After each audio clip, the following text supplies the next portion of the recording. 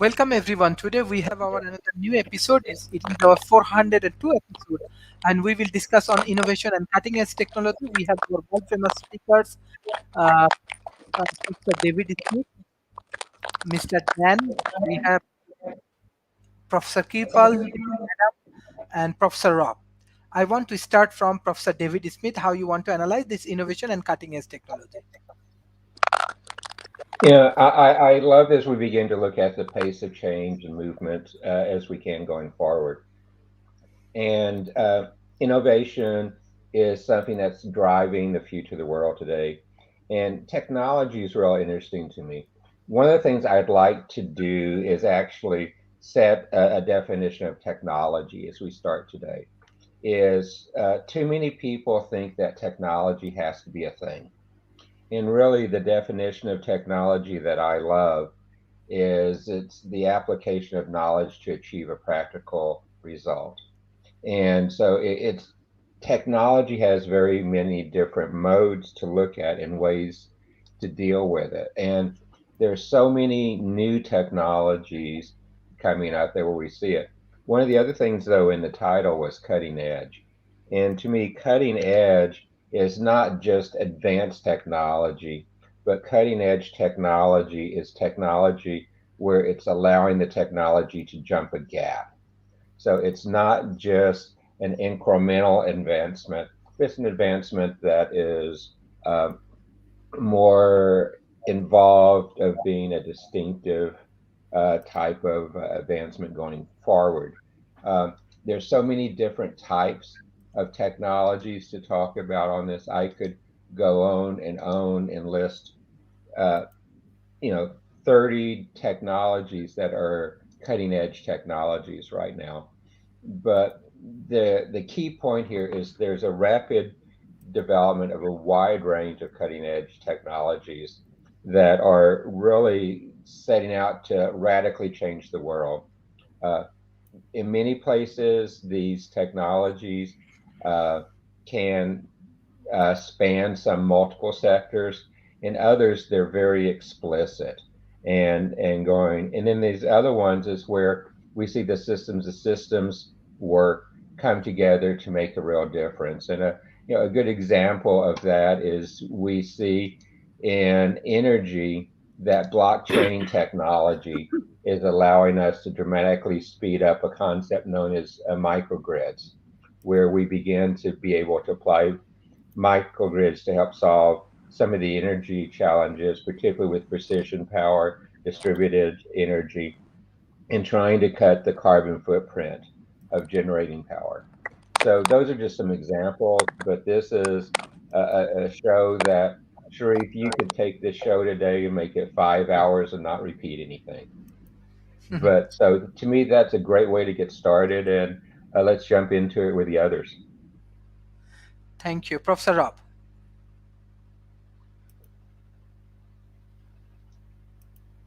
I'm having trouble finding the mute button this morning. All right, cutting edge technologies. The things that are really kind of disrupting the world as we know it. I'll pick my top ones. Artificial intelligence as it's applied to robotics and autonomous driving. That's probably one of the ones that is involving me a great deal right now.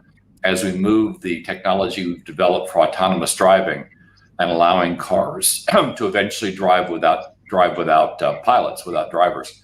We're figuring out how to apply that technology to robotics and allow robots initially to do things like in-plant delivery and move around autonomously, and then eventually really talking about manufacturing plants as if they were very large 3D printers. That's way off into our future, but full automation across the manufacturing site. One of the things that COVID identified was how vulnerable manufacturing lines are to sickness and the need to bolster that up. Now moving on to 3D printing, the logistics problem that you're experiencing all over the world at the moment. 3D printing, additive manufacturing is the generic term, is having a fairly significant impact, mostly in the automotive market right now. But I expect now to see it spread to other markets more aggressively, because in an emergency, with a 3D printer, you can build parts on site as opposed to shipping them in. It's more expensive than doing regular manufacturing, but if you can't get to the regular manufactured part, it is one way to keep your lines up and running, where otherwise your lines might go down for lack of parts. Tesla had the biggest problem with this a few years back, where their lack of ability to pay certain subs caused them to start delivering cars that were incomplete. And many of the parts that were left off the cars were cosmetic in nature and could have been 3D printed. So that's another one. Quantum computing, the ability to look at large data sets, massive data sets, and conclusions from them. Biggest impact for quantum computing near term is probably going to be weather prediction.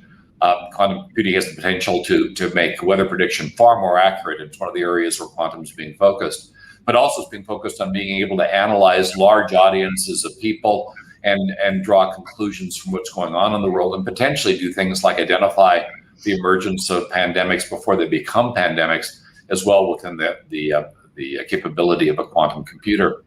Moving on to digital twins and the multiverse, the Omniverse is the product that I watch more accurately, more deeply, and that's NVIDIA's offering. They have a show coming up in a couple of weeks, so it's front of mind.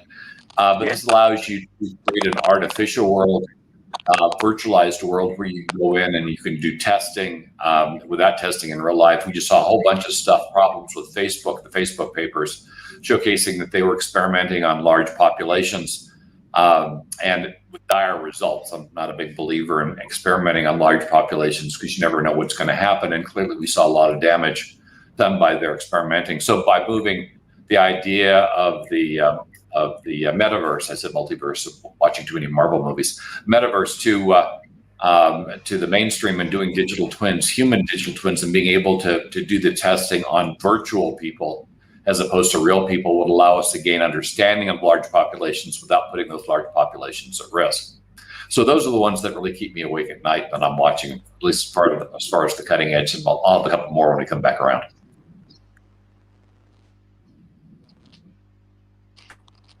Okay, it looks like Sharif is frozen. I want to go to you there? Okay, I'm done. Yes. Sharif, you want to pass to the next person? Thank you, Dr. Eric. Dr. Eric. Good morning or evening for you guys. I came in a little late, so update me on what are we discussing about here? We are discussing about innovation and cutting-edge technologies. Okay. Well, yes. I mean, I think it's important to have innovation. It always happens. You know, humans are one of the I think the unique animal on this earth that constantly innovates compared to other species. I don't think any other species does anything close that resembles anything close to what we do. And what we do is we have problems. You know, everybody, you have a problem where it could be anything as simple as, you know, God, I don't want to wake up this morning, that kind of a thing, to, you know, more grander scale problems like climate change and stuff. And problems demand solutions. And that's what humans do. Innovation is solving a problem. And the wonderfulness about this, because there's a fear among some groups of people that certain problems, when they're solved,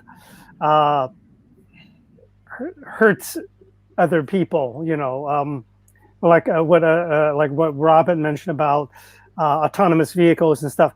Oh, you know, people would say that, oh, if you have autonomous vehicles, then what do we do with all the taxi drivers? What do we do with all the truckers? Blah, blah, blah. It's always these questions. And it's a false Malthusianism that they provide. Because if you look at the history of humanity, every time we provide a grand solution to something, we actually create far more jobs than we eliminate. Every technological innovation has always eliminated the job that technology is supposed to do, right? I mean, you build a hammer, then that thing eliminates the job of someone pushing, to do something. You use the hammer to put a nail through. So you've eliminated the person doing the pushing instead, if that is what the solution was originally.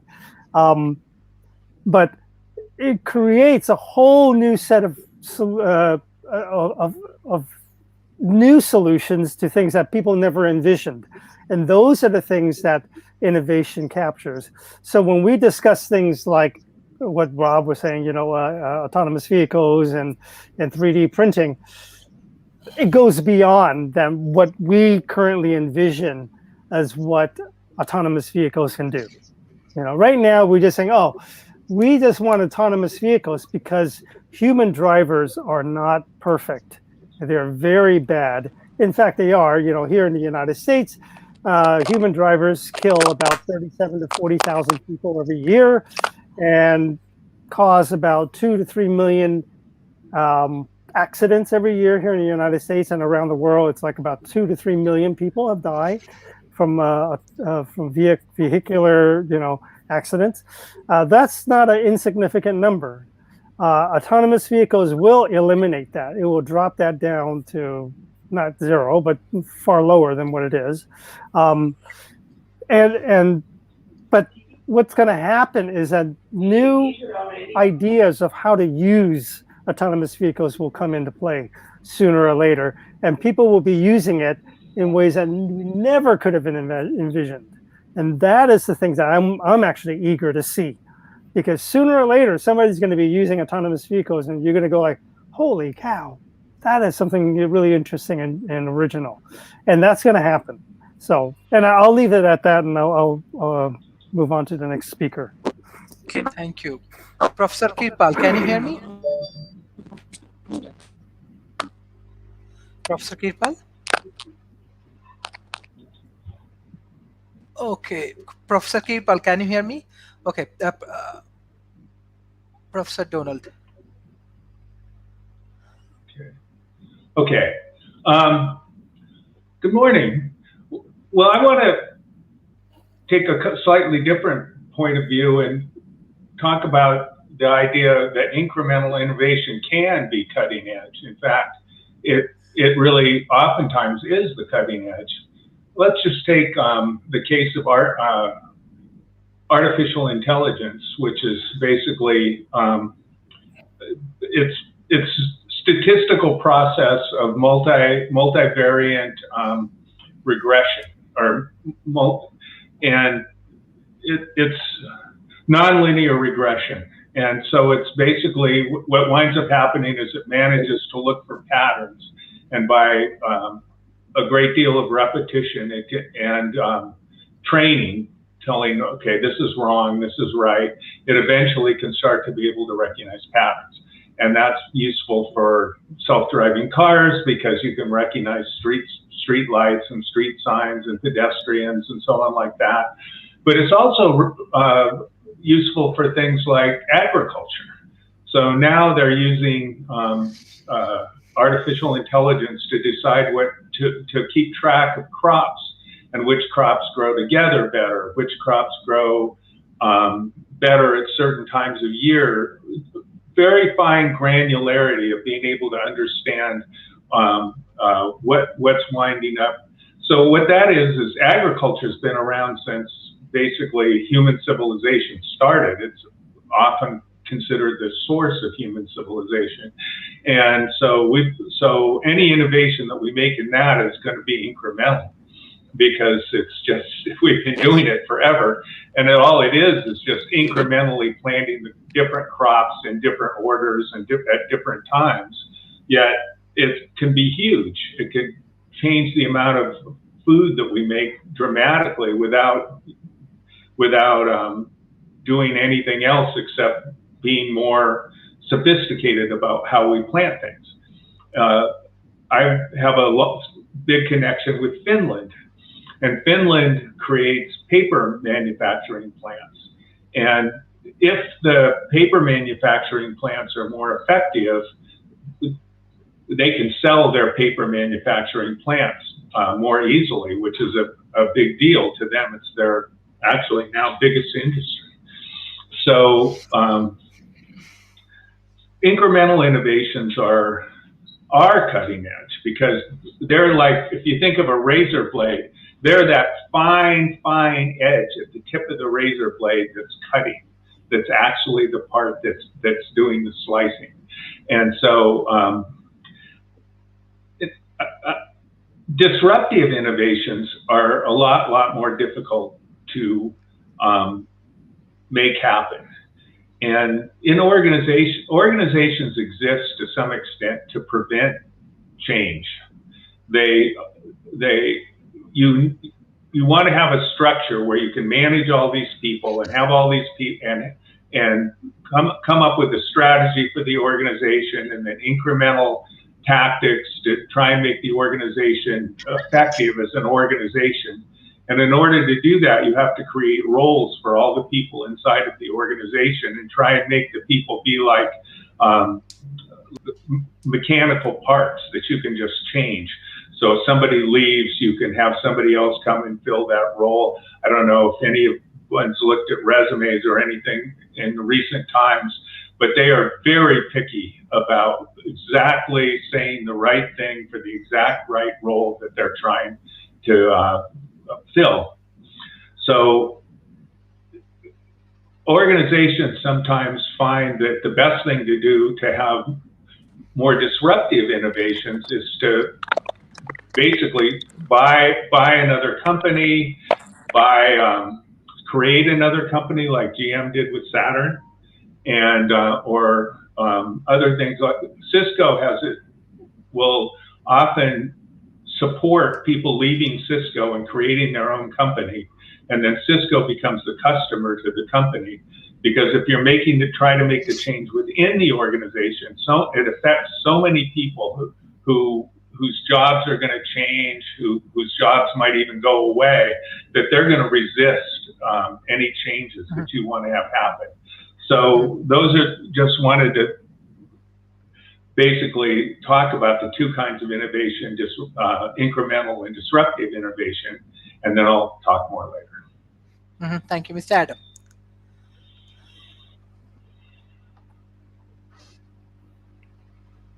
Thank you, Sharif. Well, like Professor Donald before me, I also wanted to take a more unique route through this subject, and I wish to appropriately preface these thoughts with what Arthur C. Clarke said. Any sufficiently advanced technology is indistinguishable from magic. But I would also like to share my own thought inspired by that. Any future that is sufficiently far off will be indistinguishable from fantasy, mysticism, or the divine. And I think out of the three choices, divine is the most appropriate there. Any future that is sufficiently far off will be indistinguishable from the divine. So for me, technology and technological innovation has always had a kind of mystical significance to it for me. And it's no secret that there is some degree of messianism within transhumanism and singularitarianism. It's been called the rapture of the nerds, a term of affection and endearment, but also a little bit scathing. And this idea of a super intelligent artificial intelligence looming any decade now is also loaded with apocalyptic significance.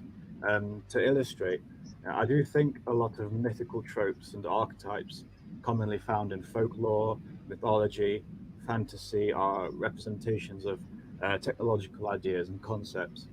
Maybe it was technology that was used in advanced technological post-industrial civilizations that may have come and gone before this civilization that we're all part of today.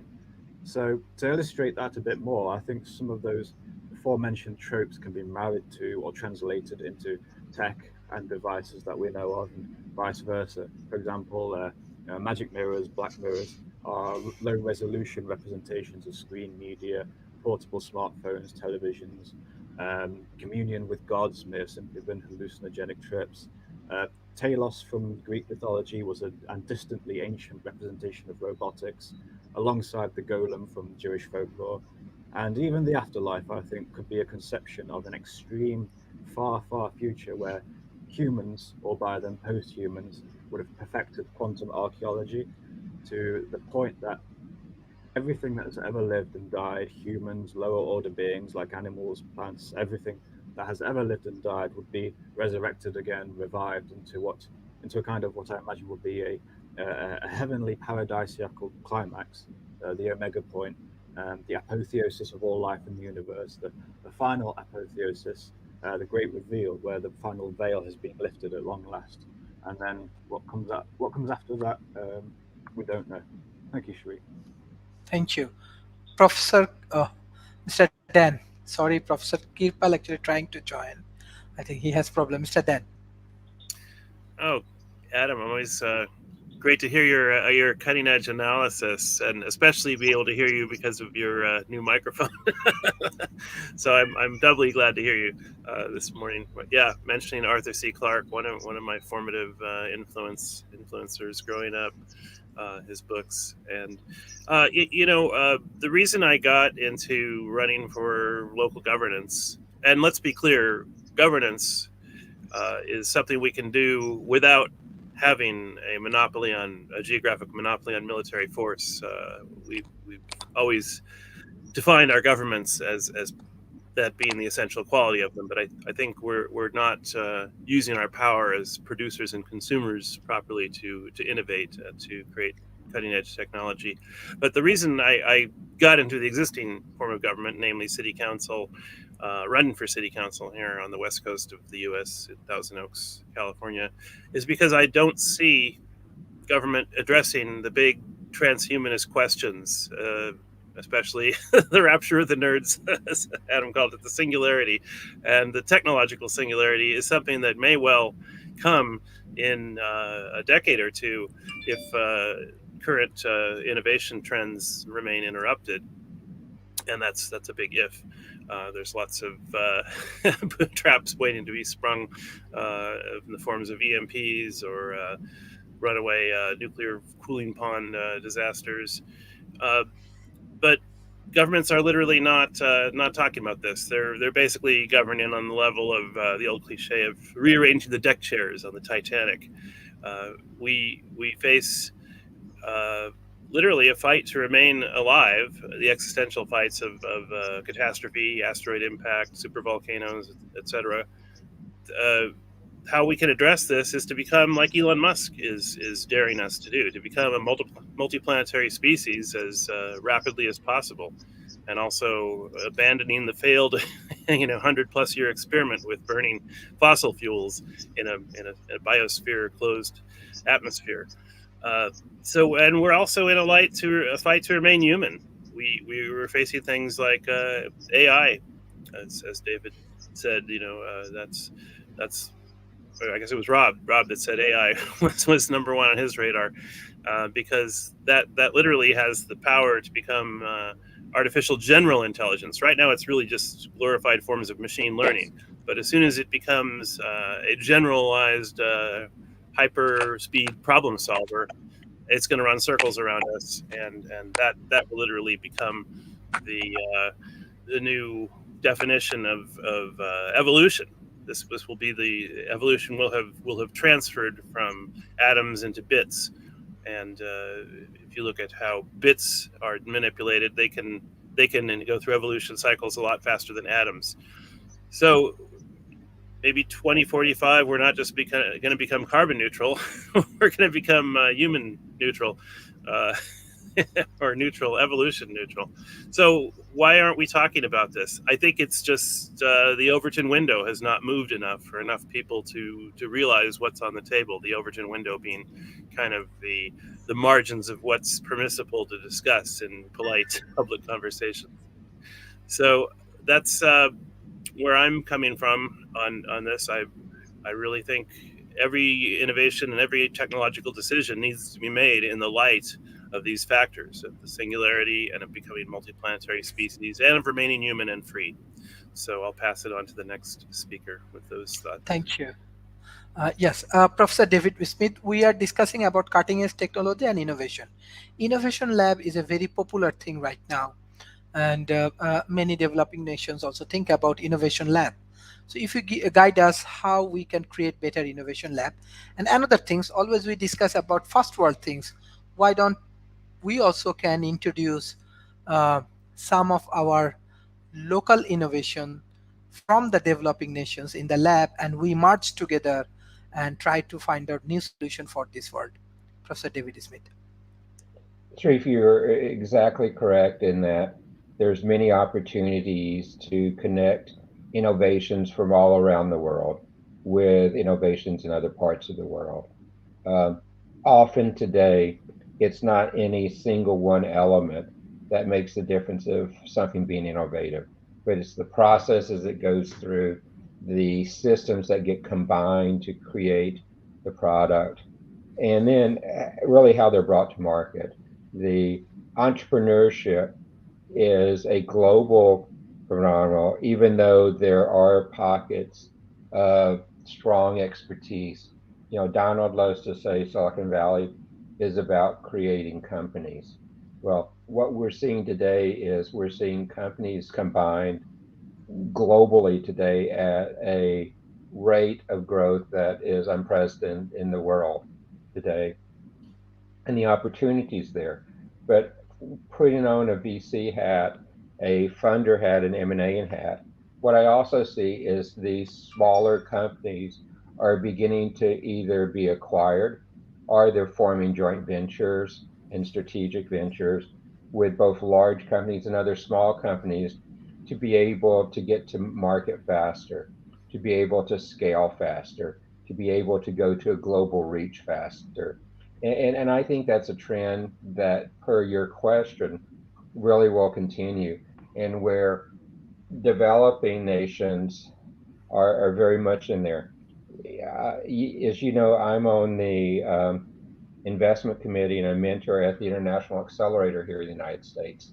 And we see wonderful, innovative technology from all around the world. And the common spark is they're looking for ways to form a global team to take their innovations to market.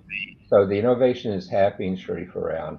And the real challenge is finding the ability to scale it globally and to address a global market, which I think we're getting better at every day going forward. And the whole way as we look at, as Don and Donald and Rob and others talk about, is how to stitch these pieces together.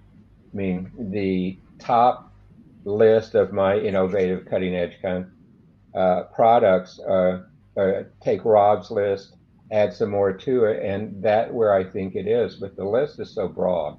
There's many, many opportunities for innovation and for entrepreneurship and for opportunities to collaborate across industry lines to have a very significant impact, whether it's a developing nation or another one. And I think this really is a very opportunist time to live in when we look at innovation and how we can apply these cutting edge technologies. Thank you. Professor Kirpal, can you hear me? Professor Kirpal? Professor Kirpal, can you hear me? I think he cannot. Yes. Sorry, Professor Rob. Sorry. Well, on your topic, how do you work to expand innovation in an emerging economy and then move it to the broader world? Really, it's probably the best path is through collaboration, working with educational institutions that are worldwide. We've got a number here in the United States that are aggressive at finding new technologies. Clearly, there are a great number in Europe as well. But collaboration and making sure that you've got a solid data platform in which to capture the innovation, record it, and also make sure that you have the capability of discovering what's going on where and where your country's unique advantages are. For instance, if you don't really have an aerospace market or aircraft capability, then doing a whole lot of research in that area probably isn't going to be beneficial because you're just too far behind. On the other hand, if you've been doing an awful lot of work in agriculture, as a lot of the countries have been, there could well be things that you're doing in country that other countries would like to find out about and either purchase or collaborate to advance. But the first step really is to figure out what it is the country is good at, where its unique advantages are, or if it needs to develop unique advantages, what problems the country has in terms of a hierarchical priority that need to be addressed, and then focus on those problems with a technology research effort that spans the globe. So there are a lot of people working on the related problems, which are undoubtedly in other countries as well. But it starts really with understanding, doing kind of a skills inventory, understanding what it is that your country is capable of doing and can do competitively, so that if you do carve out a beachhead on a particular category or product, you can not only gain visibility for that effort, but you can defend it. As I say, it doesn't do a lot of good for you to develop a technology in an area where you don't have an internal competence or an advantage, because chances are the manufacturing will move out of country to another country who has that advantage, has those economies of scale. So discovering what it is that you can do that others cannot, and it might simply be the country could be a great place to do trials. A lot of the autonomous car trials are being done in India because people view Indian traffic as probably some of the worst in the world, and believe that if you can navigate a car in India, you can navigate a car anyplace. So India's become a place where a lot of the autonomous car testing is being done at the moment. But it's those kinds of things you want to look for. What is it that you've got that no other country or only a few countries have that gives you an advantage for the development of an advanced technology? Also, one of the things that a country, an emerging economy, can do that a developed economy cannot is they can jump technologies. We saw this during the mainframe to client server era. The newer countries entering the technology didn't have to go back to mainframes and move forward. They could just jump to client server computing and advance that way. As we move to the next waves of technology, and the next thing after autonomous cars is flying cars. Right now, we're aggressively looking at robotics for an awful lot of things. You don't have to do the interim steps of trying to meld man and machine. You could jump straight to robotics and then have the people on the training side and doing interleaved manufacturing. You don't have to go through and try to carry forward an already advanced workforce that needs to be retrained because you haven't trained your folks yet. And so if in anticipating where the world is going, you can move on some of these opportunities much more quickly because you don't have to move forward an existing aging technology base that the emerged economies have to deal with. We have to make use of the things we've invested in and then plan on obsolescing them. You don't, because you haven't implemented that earlier technology. You can move aggressively to whatever the next wave is and make a move that way. Dubai's doing that with flying vehicles at the moment. Very aggressive on flying vehicles as opposed to just autonomy, and just gives you an example of what an economy could do. Sorry, go ahead. Thank you, Dr. Eric Dew. Thank you. Thank you. I would like to address one of the comments that was put into the comment section here about jobs, how innovation creates jobs. That I claim that innovation creates jobs, but it does destroy the job that the technology is meant to eliminate, right? I mean, when you build a certain technology, it eliminates a certain job, okay? Because humans are ineffective in that particular job that the technology has taken over. And the concern that people have is, yeah, you get new jobs, but what about those workers that were doing that technology? They are not qualified to do the new job and so forth. That is a very old trope that people have used, and it's absolutely wrong, because let's look back 100 years ago, 110, 120 years ago, at the cusp of the development of a new technology called the motor vehicle, right? The internal combustion engine that was developed by Otto Benz back then, and then was built into creating the automobile that we know and love right now. People like Ford and Olds and such, they built cars. Now, the automobile is a new technology back then, completely new. And you have to look at also at the time, what was society like at that time? here in America and in probably the rest of the world at that time, 100 years ago, society was largely agrarian. We were still largely agrarian, mostly farmers, mostly people living, in farm-like situations. Okay, so and here in America, people were mostly, at best, partially literate. Okay, we were not 100% literate. We're not 100% literate now, but mostly we were not literate. Okay, I would imagine maybe 40 to 60% were well literate. Okay, the rest of the people were partly to not at all literate. Okay, so you're looking at people with skills, educational skills that are way below high school level at today's time. Okay, compared to today. Back then, people were, they were not required to go to college. They're not expected to go to college.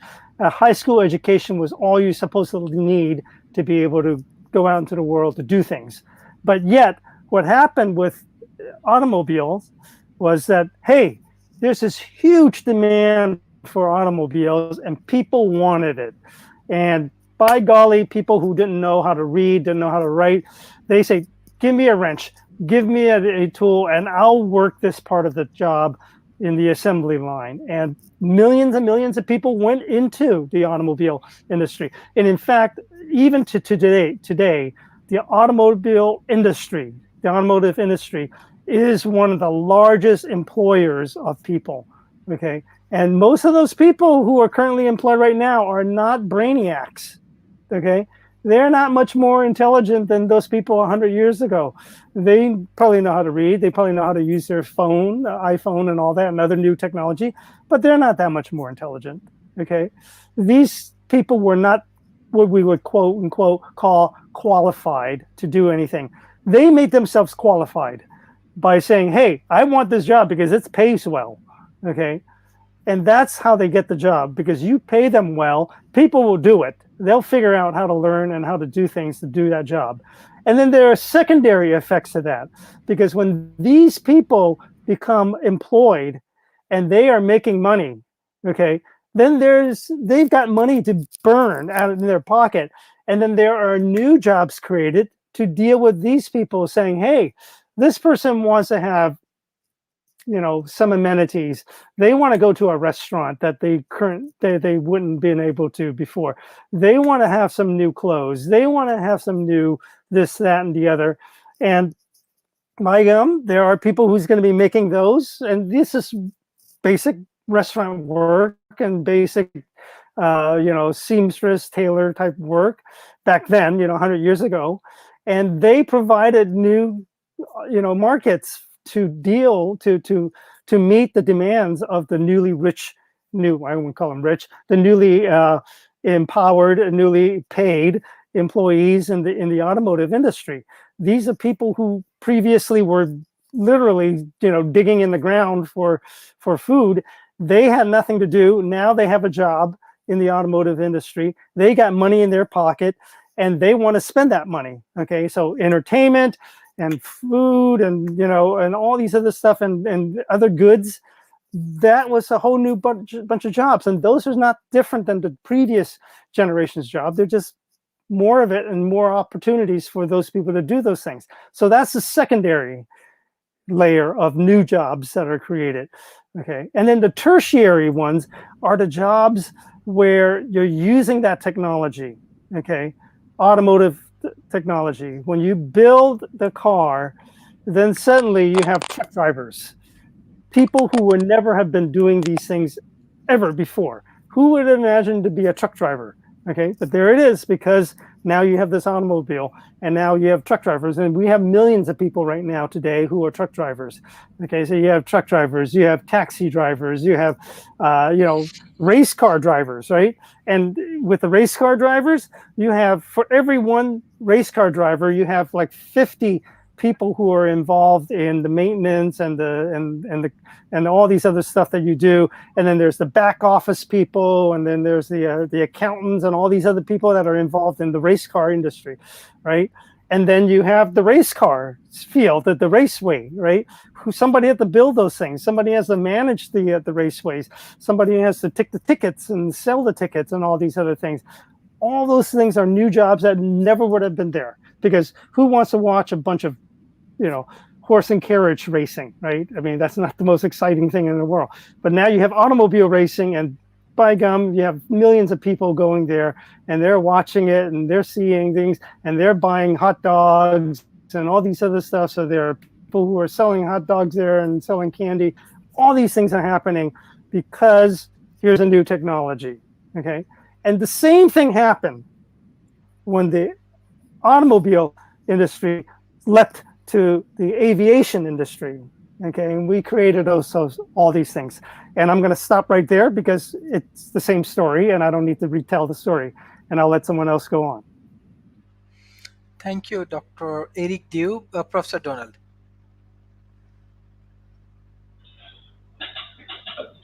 I want to say that we've been talking a lot about industrial innovation here. And I think that there's other innovations, there's examples of it that have been incredibly important. Venture capital sort of existed. It was a minor financial, a minor part of finance.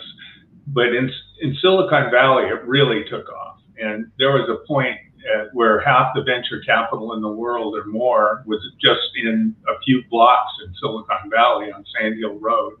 And it's still a huge percentage. I don't know what it is right now.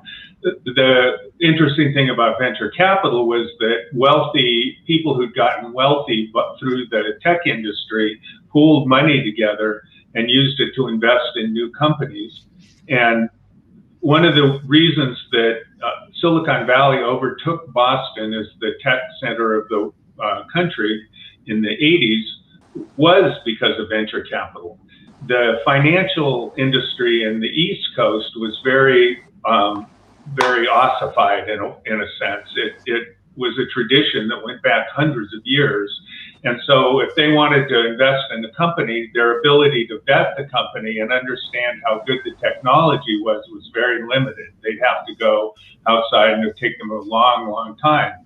But since the venture capitalists in Silicon Valley actually made their money by technical things, they could find somebody who knew the market and knew the technology for upcoming startups and be able to make decisions very rapidly. And because of that, they managed to, as I said, Silicon Valley's main business is companies and creating companies. So other financial innovations that have come along are things like derivatives, and some of them are a little scary and very difficult to understand. But financial, and an example that goes to the other end of the world is M-Pesa, which I just think is one of the most mind-boggling things. Hopefully Trippett will be on this show someday because he was in Kenya when M-Pesa was invented. M-Pesa was a system where the phone companies actually started being the source of transferring money from one place to another.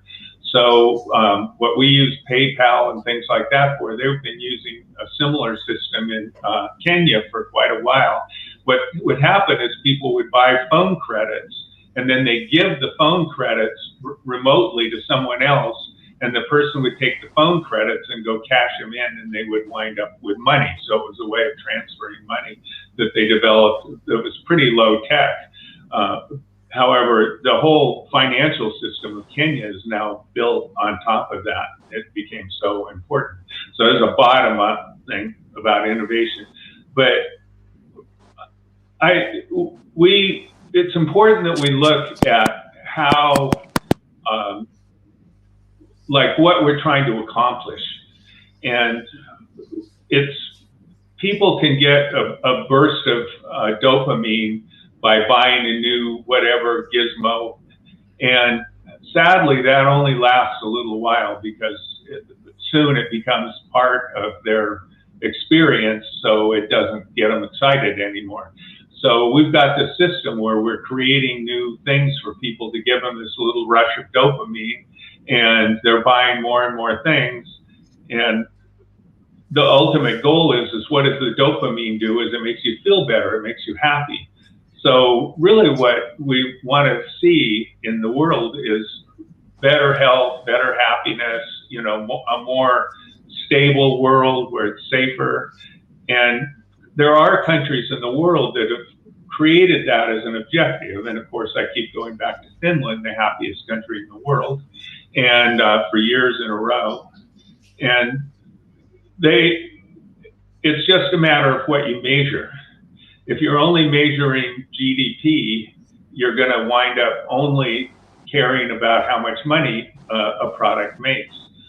And then what the innovations that you're going to focus on are innovations that make you more money, because that's the only metric that we have. And if you can add other metrics like happiness and health and things like that, environment, how well it works with the environment, how low carbon it is, all the kinds of things that make the world a better place, and measure those and have them be part of life, how businesses work, then kind of obviously that would be an innovation that would benefit everybody. Innovation. However, I'll close by saying it goes back to what I've said before, which is that in like the car industry, it's this incredible network of people who have jobs, people who provide things to the car industry. Dr. Eric went through it in a very useful way. In order to change that, you have to get a very, very, very lot of people to want to be able to change their jobs, their lives, have the fear that their jobs are going to go away, and some of the jobs are going to go away. They're going to change. So the resistance to it is huge. In social network analysis and diffusion of innovation, there's a great book by Rogers called The Diffusion of Innovation, Everett Rogers. And what they found is that innovation a lot of times at a larger societal level takes place at the periphery. So Rob has brought this up too, which is the idea that if things are not, or maybe it was David, that if things are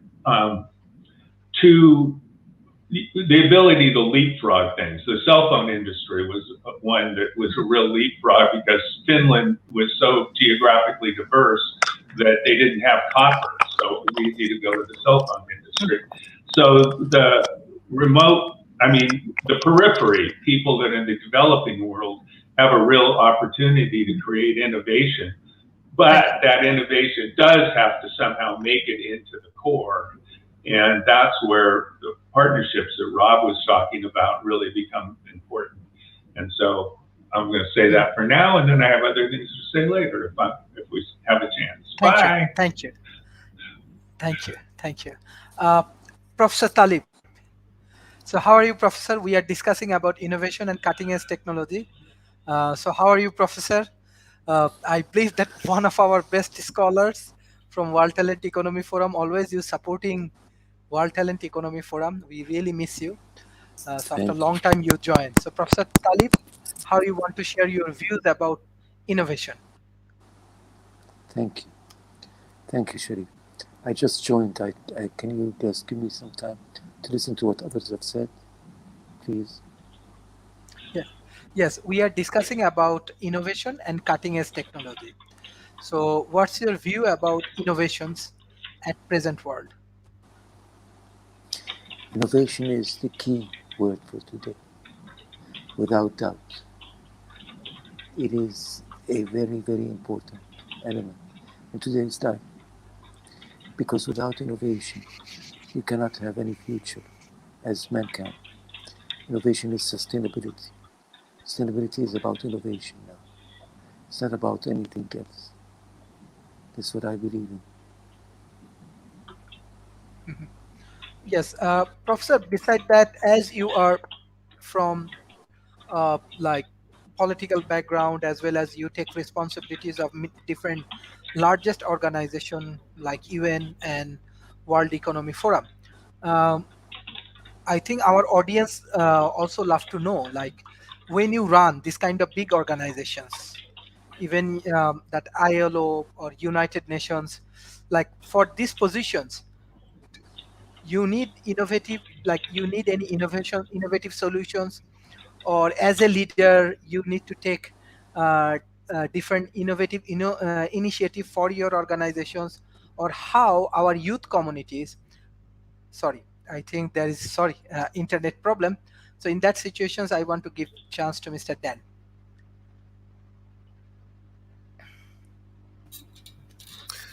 Yeah, thanks. I think one of the things we're not taking advantage of in the innovation sector is the price system. The price system is pretty old. It's probably the first thing you learn in economics, that there's a supply and demand curve, and where they intersect is where the price of something is set. Well, this has only been really taken advantage of on kind of a macro basis. We have, if you dove deeply into that intersection point of the demand and supply curve, you would find literally millions of human factors that are not being exploited and analyzed and taken advantage of. I mean, people make buying decisions based on information and based on emotions and based on necessity. Sometimes they're pretty coarse decisions, and sometimes they're more fine grained.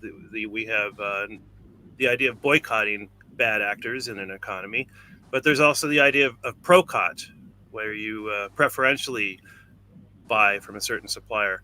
Right now, there's a huge crunch in the supply and shipping supply chain.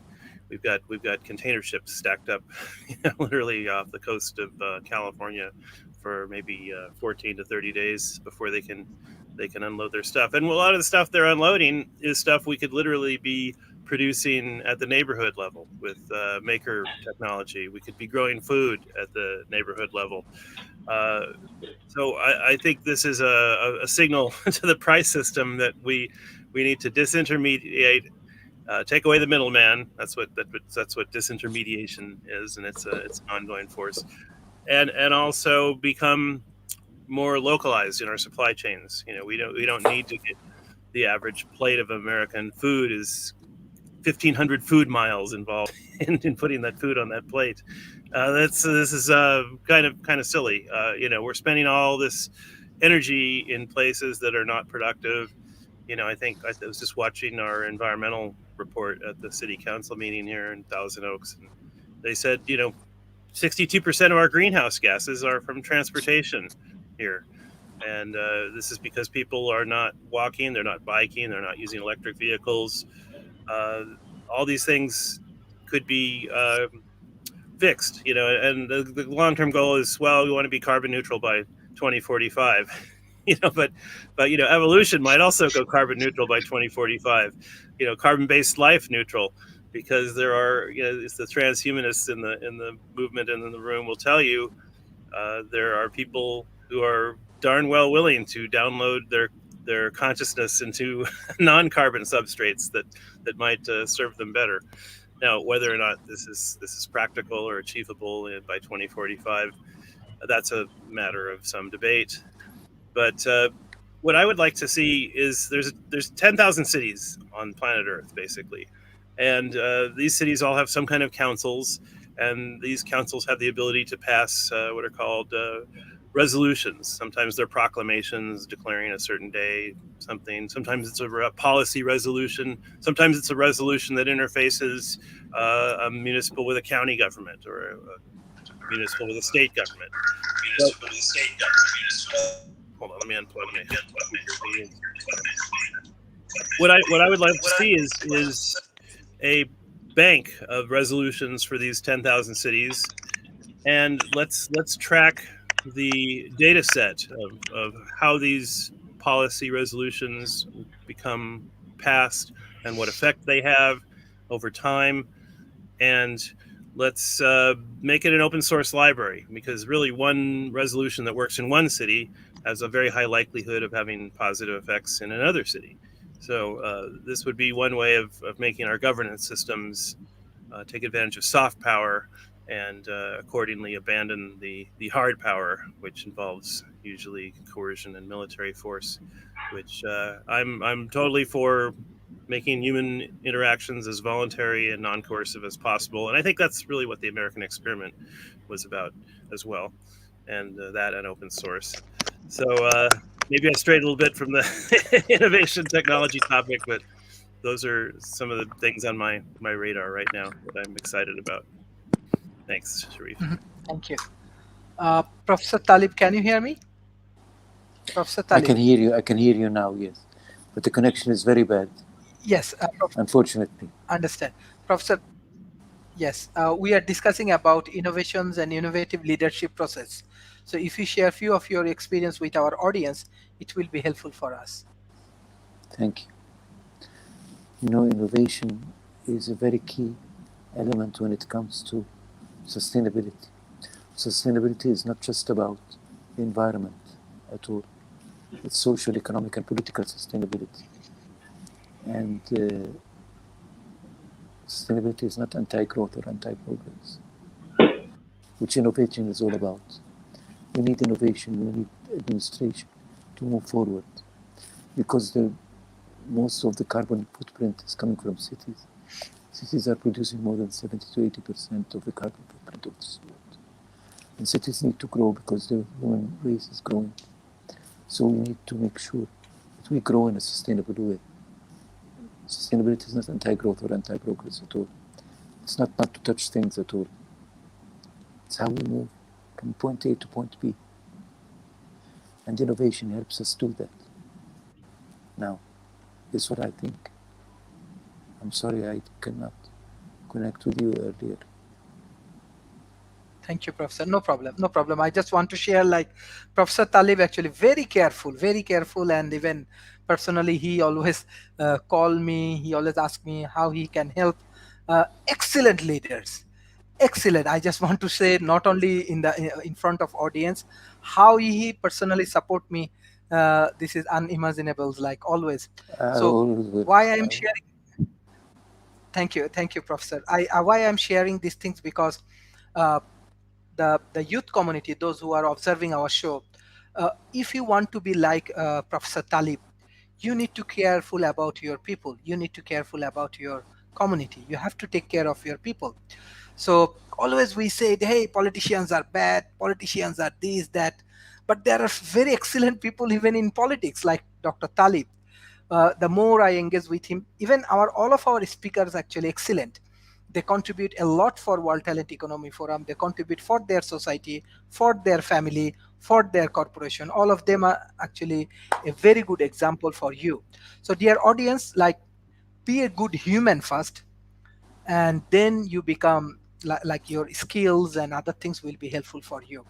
So most of the cases we are sharing our content with university, with academia. Even maybe you are happy, we are starting work with this university grant commissions in Bangladesh. 105 universities are joining with World Talent Economy Forum, including Prime Minister Office of Bangladesh. We are working with them. We are working closely with them. So our content will be promoted in the classroom, for the training and development for the highly officials of government employees, as well as for the corporations. So that's why I request to all of our audience that be a great leaders, take care of your communities and take care of your peoples. Mr. Adam, what's your remarks about these innovations? Then I will go for concluding remarks. Excellent. Thank you very much. So I really liked what Mr. Dan pointed out earlier about the right to choose, the freedom of choice, particularly when he highlighted groups of people, pockets of human civilization, who will choose to remain unenhanced with regards to transhumanism, posthumanism, singularitarianism.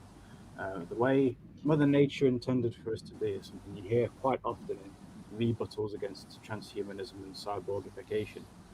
And it is so important to have freedom of choice, as well as freedom to choose and and then to change your mind. The freedom to choose without any coercion, pressure, and shaming, where freedom gives people enough room to choose, to want to choose, to feel safe when thinking and contemplating about one's decision, and still kept safe as they then make their decision, go for it, even if it goes a different way than the mainstream paths that most normal men and women go down themselves to keep up with the modern culture. So it is important to feel safe from pressure, coercion, and shaming, because if those are piled onto someone deciding where to go in their life so that they can be steered, guided, influenced down a mainstream avenue which might not be in common men's or women's best interests. So, of course, these tactics are designed to influence people down a mainstream path and away from a more lonely path, a lonely road, yet one that is better for a human's brain, body, mind, soul, spirit. So, of course, decisions made under duress, emotional blackmail, and so on, that really isn't a choice. That's what it is. It's a false choice. It's one step freedom, conformism which dulls and dilutes human fires and spirits. I mean, we all know how much the issue of my body, my choice has been featured in the news and around social media with recent events involving the COVID vaccines, of course, and also the abortion debate, which raged on for a long time already before COVID. It makes for a very interesting and compelling situation where you have anti-COVID vaxxers sympathizing more with ladies who get abortions because now they know how important the my body, my choice maxim really is. And of course, on the flip side, you have people who are pro-COVID vaxxers who have taken the injections uh, and also have adhered to all the rules and so on, who butt heads with anti-abortionists and activists throwing my body, my choice at the anti-abortionists, despite very recently shaming and unfriending and disowning friends and loved ones who didn't get the injection, blaming them for the deaths of people and piling on the blame, when it was probably just a case where they simply wanted to wait a while before getting it to see how things go, or people who are simply worried and concerned and are hesitant and skeptical, fear of needles even. So there is a lot of strange mixtures of conflicting worldviews within just one person in a group or groups of many such people, different ratios. So of course we can, with the subject of technology and innovation, we can loop all of this with what we were talking about earlier about the right to be a Luddite in word and definitely in deed. I mean, of course they will be left behind as the rest of humanity or post-humanity comes together and transcends to wherever, which is quite a sad and heartbreaking scenario.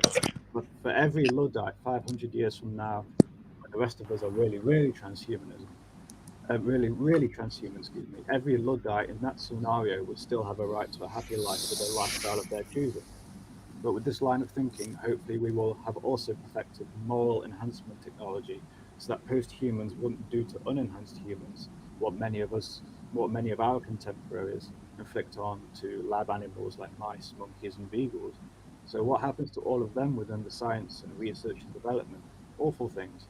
So if we so if we perfect moral enhancement technology fast enough so that it happens before different groups with different destinies fork away, and then that that's a optimistic future that I hope we will yeah. Thank you, Sheree.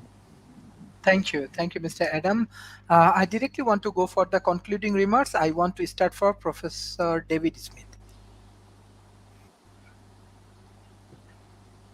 Today, the world is driven by technology, by connected technology, by digital technology. There is a very interesting series that just started this week with MIT Press, and it's on the future of computing. And it's going, what is beyond the basic computers we're using today? What's the biological computing, the quantum computing, the others like that? It's even going back and stating a role for analog computing. If you go back to the very earliest days of computing, Babbage loom was often cited as one of the early examples. So we're at an inflection point where we have many different paths to go. Our roadmaps are very diverse, but the common things among all the roadmaps in innovation is the communications is going to be very important. The ability to scale and interconnect with other systems to create a systems of systems is going to be very important. The ability to actually take innovation and institutionalize innovation, whether I'm an entrepreneur whether I'm in a medium or large company, or whether I'm a nation. We're going to have to begin to look at how to take these processes that are some of the basic underlying tenets of digitalization and drive them forward. And this digital transformation has to keep innovation and entrepreneurship in mind as we continue to advance this technology, not just in the hardware, software areas, but through biology, through all the other parts of our lives as well. And I really think it's one of the most exciting times we could possibly live in today. So Sharif, thank you for letting me be part of it today. Thank you, Professor David Smith. Professor Talib Raphael, what's your concluding remarks today? Thank you so much. I think technology today has become the tool for innovation. And technology today, social media in particular, has become so democratic. People are using it left, right, and center. I know many people are attacking it now because people are thinking that this is diverting the truth. But the fact is that everybody has a voice now with social media. Everybody can have his own idea with social media. You could put your own videos, your own news. You could become your own television station if you want to. This is innovation. Innovation has been with mankind since the beginning. But now, with technology, especially social media, we are really entering a new phase. And I believe that social media is one of the things that is very, very important for us. It is a democratic process. It's a process that allows everybody to say whatever they want to say, contribute. Look at us here. We're sitting together, 6 or 7 from different parts of the world. I'm calling from Jordan, from Amman, Jordan. And you're in the States and many, many parts of Malaysia. But we're still connected to each other. We can share our ideas, we can share our thoughts. We can be our humans. Our humanity has become better with social media, for sure. The camera's on, but Thank you. Thank you, Professor Talib. Yes. Yes. Professor Donald, what's your concluding remarks? I want to say something that's kind of difficult to understand in a way, but it's something that I think is really core, is that we don't, if we ask the question, who are we, or who is someone, how do we know the answer to that? The reason is we've learned what's possible from the people around us and the situations around us. How else would that be? If we don't have shared meaning and shared values, and if we don't know what things are, how are we going to be able to talk to each other? We have to have this layer of sharedness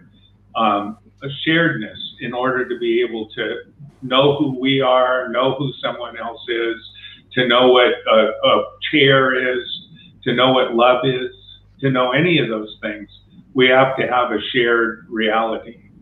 And it's the kind of downside of the internet is, the upside is people are constantly communicating with people from other countries, other walks of life that they never would have met before. And that's incredibly wonderful because, as I've said before, it's hard to hate close up.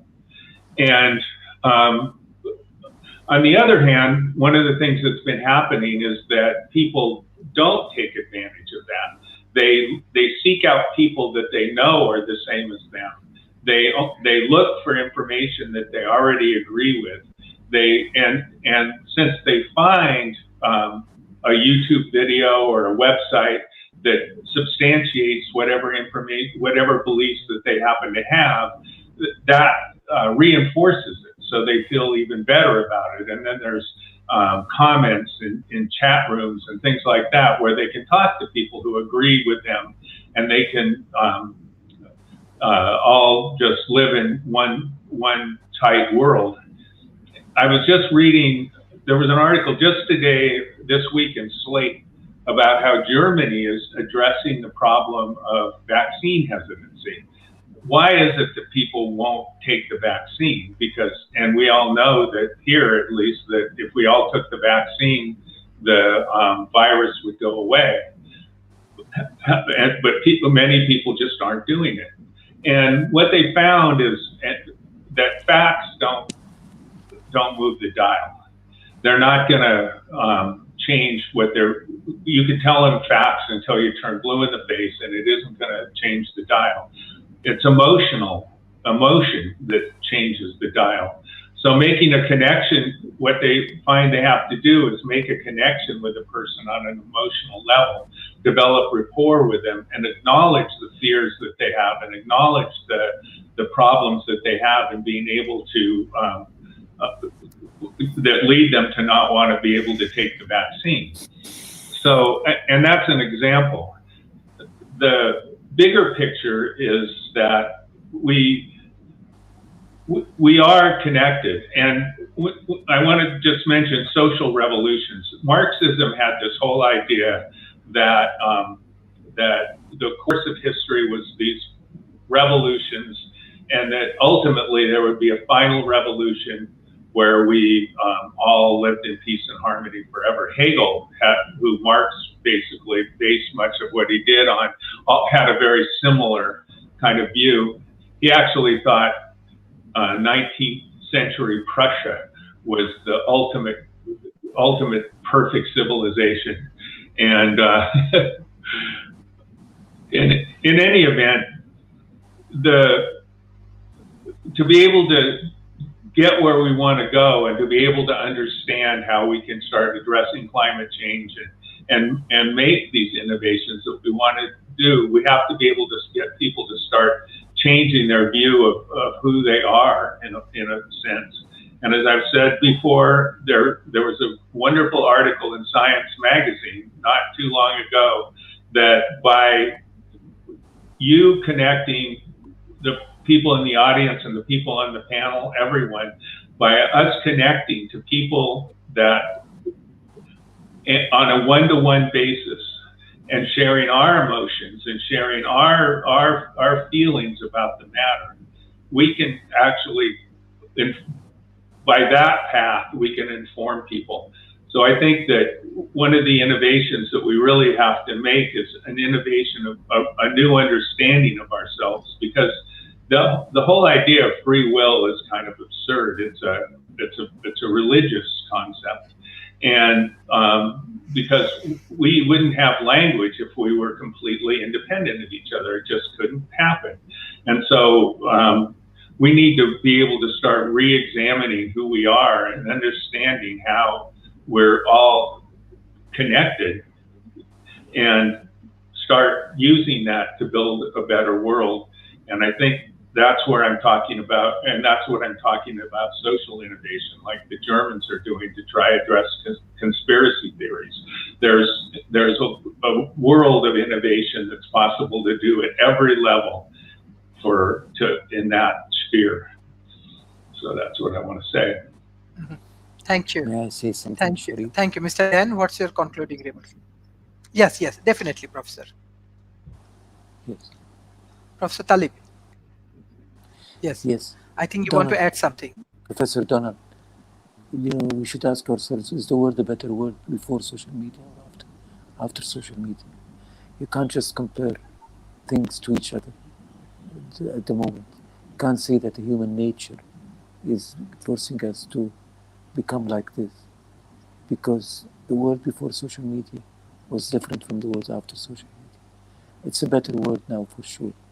It's up to us now to be innovative and to try to push this, but not to say that this is created and unhuman, that we only speak to each other. We were speaking to each other before social media anyhow. Thank you. I just want to second that. I really do think things are getting better, and that the internet provides us with a huge opportunity, but we need to be careful to take it. Definitely. Thank you. Definitely, yes. Thank you. Thank you, Professor Talib and Professor Donald. Mr. Dan, what's your concluding remarks? Yeah, I want to amplify on that point that Donald and Taleb are talking about. I think we're at a inflection point in history and evolution where we're not only testing the limits between communication and understanding information, but we're also seeing a convergence of, not only economic systems, but governance systems, location systems. I mean, there's billions of people in the world that don't have banking, they don't have identity, they don't have addressing, and there earlier was talked about how the cell phone is being used to accomplish really all these things. If you could put money on your cell phone and send value to other cell phones, the cell phone gives you identity, it gives you location, it gives you a certain amount of governance potential. So it's really, this is the cutting edge of the innovation we need to do to fix or save civilization, if it is going to be saved, or if it can be saved. I think we need to take care of each other with these new systems, and social media. It's kind of like everyone born after the dropping of the atomic bomb is kind of a mutant living on a different planet, and everyone that's born and using social media is kind of a similar from another planet. It's almost like the timelines have diverged, but it's an exciting time to be alive, and I think sharing ideas is our best bet to optimize it. And I'm glad for this forum. Thanks, you all. Thank you. Professor Talib, you want to add any comments? No. I just want to agree with Professor Dan. I think the word's a better word. It's a new word now. Definitely. Every day that passes comes up with something new that's better than yes, for sure. And I just want to add my voice to that of Dan. Say that the new generation that was born with social media is a different generation. We just need to make sure that the social media promotes and communicates the right things. And we can do that by actively participating in social media. Thank you, Professor Dan. Thank you. Mr. Adam. Thank you, Sharif. I loved what Professor Donald said earlier. It's hard to hate close up. This is my newest favorite guideline, maxim. And now I wonder if social media and webcams count as a part of that lesson, since two friends can converse using their webcam over long distances, resulting in an illusion of closeness. So I feel tempted to say that social media has made it easier to hate both close up and far away, unfortunately. But these new tools that people use, will eventually get the right discipline to make the most of them. And I'm confident with that. Thank you. Thank you. Professor Talib, want to add any remarks from your side? I know you join. You need some time because of internet issues. But if you have any comments, especially, I want to hear some views about the leadership, about the innovative leadership procedures. Maybe it will inspire more of our audience. Okay, leadership now. You said something that's very important. You have to take care of each other. And social media is helping us to take care of each other. We know each other more, connect with each other more. But we need to be humans in our relationship. We can't be leaders if we do not take care of our people. That's the very basic thing. And you said it very correctly, Sharif. Thank you so much for saying that. Thank you. Thank you, everyone. Thank you, Professor David Smith, Mr. Dan, Mr. Adam, Professor Donald, and Professor Talib for joining today's session. I request all of our audience, please share our content with your government, with your corporation, and with your academia. And hopefully with this kind of open dialogue, we can solve many of the problems. Besides, I just want to declare that World Talent Economy Forum, we want to publish our book.